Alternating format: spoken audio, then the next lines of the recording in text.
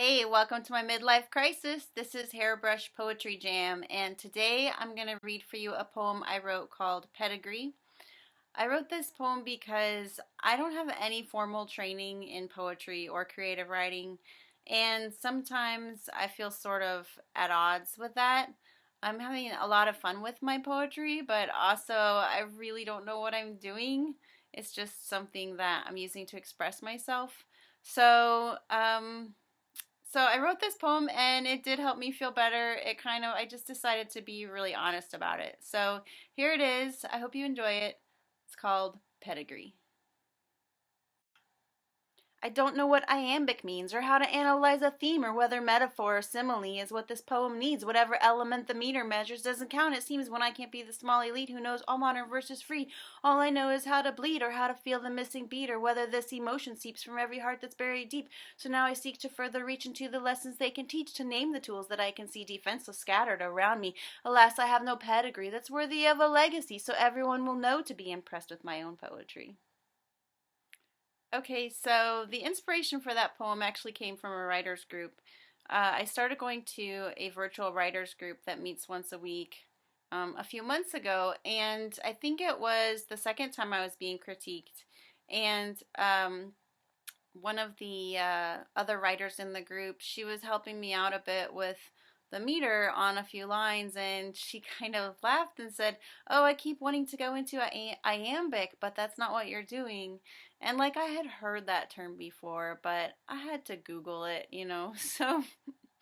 So afterwards, I felt kind of bad. I was like, what am I doing trying to write poetry when I have to Google iambic? I mean, and then I just decided to just like be really honest with myself about it. And so that's where the first line, I don't know what iambic means. I just had to just admit all of this and be honest with you guys about it.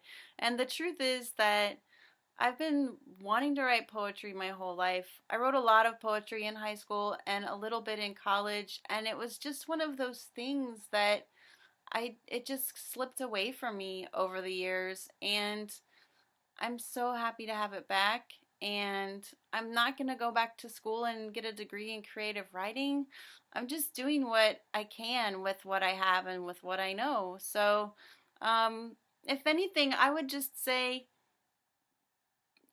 encourage you to do that if you have something like that where you've been wanting to express yourself and you feel like maybe it wasn't very practical or you don't know very much about how to do it. Just do it, because there's some things that just like your mind just needs to be able to do. Different people just like need different things. So, uh, about a year ago, over the past year, I learned that I really need poetry, and so here we are. Okay, so now it's time for highlights from the daily report. These are just little snapshots from my lifestyle. I have a husband and 2 boys and 4 dogs. So our house gets kind of crazy sometimes, and this is my way of showing you a little bit of that. So here we go. Editorial problem with the autobiography. Our real life story is not believable. Oh, Wicker. Our new homemade old t-shirt cuddle blanket quilt is done. Our other blankets have convinced the new blanket to favor you. I don't know how you keep doing this. I must conquer the dishes today, or I fear we will lose the sink on all fronts. Okay, so there's only one thing left to do.